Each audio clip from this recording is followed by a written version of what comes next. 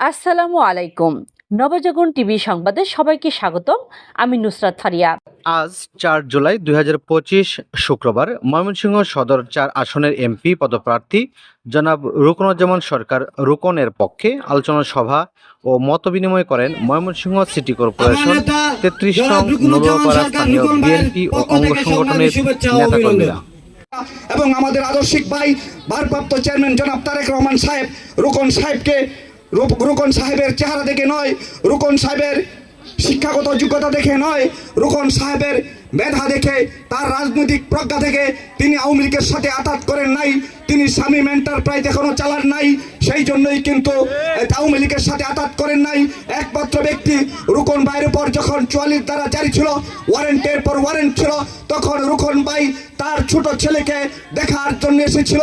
একবার এসেছিল আমার জানাবতে, আমি সেদিন ছিলাম, একটি হেলমেট পরে আপনার চুরখাই থেকে একটি মোটর সাইকেল দিয়ে বাসায় এসেছিল।